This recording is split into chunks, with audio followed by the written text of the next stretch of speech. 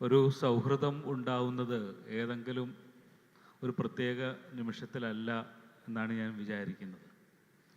എന്തൊക്കെയോ ചില സാഹചര്യങ്ങളിൽ, കണ്ടുമുട്ടലുകളിൽ, എവിടെയൊക്കെയോ രണ്ടുപേർ തമ്മിൽ ഒരേ വേവ് ലെങ്തിലാണ് എന്ന് തിരിച്ചറിയുന്ന നിമിഷം ആ സൗഹൃദം അറിയാതെ രൂപപ്പെട്ടു വരികയാണ് എന്ന് എനിക്ക് തോന്നുന്നു.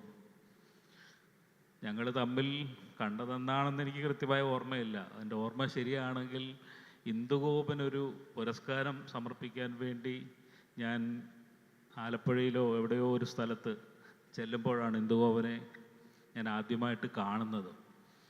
പക്ഷേ അതിനും എത്രയോ കാലങ്ങൾക്ക് മുമ്പേ, ഞാൻ പ്രവാസിയായിരുന്ന കാലത്ത്, ഞാൻ എഴുത്തുകാരനാവുന്നതിന് മുമ്പേ തന്നെ ഇന്ദുവിനെ വായിക്കുകയും അത്ഭുതത്തോടു കൂടി അദ്ദേഹത്തിൻ്റെ രചനകളിലൂടെ കടന്നു പോവുകയും ഒക്കെ ചെയ്തിട്ടുണ്ട്. എന്നെ എപ്പോഴും അത്ഭുതപ്പെടുത്തിയിട്ടുള്ളത് ഇന്ദുഗോപൻ എന്ന പത്രപ്രവർത്തകൻ്റെ, എഴുത്തുകാരൻ്റെ അന്വേഷണാത്മകമായ ബുദ്ധിയാണ്. എല്ലാ വാർഷിക പതിപ്പുകളിലും അക്കാലത്ത് ഇന്ദുഗോപൻ്റെ ഏതെങ്കിലും ഒരു പുതിയ വിഷയമുണ്ടാവും. അത് അന്നോളം മലയാളി അറിഞ്ഞിട്ടില്ലാത്ത ഏതെങ്കിലും ഒരു ചരിത്രത്തെ തേടിയുള്ള ഒരു യാത്രയായിരിക്കും അതെന്നുള്ളതാണ്. അപ്പോൾ അങ്ങനെ വല്ലാതെ ആരാധിക്കുന്ന ഒരു എഴുത്തുകാരനെ നമ്മൾ പിൽക്കാലത്ത് കണ്ടുമുട്ടുന്നു. അത് പതിയെ പതിയെ പതിയെ ഒരു സൗഹൃദമായി വളരുന്നു.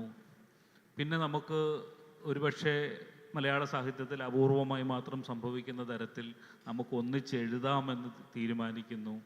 അങ്ങനെ ഒന്നിച്ച് എഴുത്തുകൾ ഉണ്ടാവുന്നു, അത് സിനിമയായി വരുന്നു, ഒന്നിച്ച് യാത്ര ചെയ്യുന്നു, എവിടെയൊക്കെയോ കണ്ടുമുട്ടുന്നു, ഒന്നിച്ച് കൂടുന്നു, ഒന്നിച്ച് വീട്ടിലിരിക്കുന്നു. അങ്ങനെയൊക്കെ വളർന്നു വളർന്നു വന്നതാണ്. അപ്പോൾ ലജീഷ് ചോദിച്ചത് എഴുതുന്ന ആത്മകഥയിൽ എത്ര പേജ് ഇന്ദുവിന് വേണ്ടി മാറ്റിവെക്കും എന്ന വളരെ കൗതുകകരമായ ചോദ്യമാണ്. ആത്മകഥ എഴുതണോ വേണ്ടയോ എന്നത് വേറെ കാര്യമാണ്. ഞാനെപ്പോഴും പറയാറുള്ളത് ഫിക്ഷണൽ എഴുത്തുകാർ ആത്മകഥകൾ എഴുതരുത് എന്നാണ്.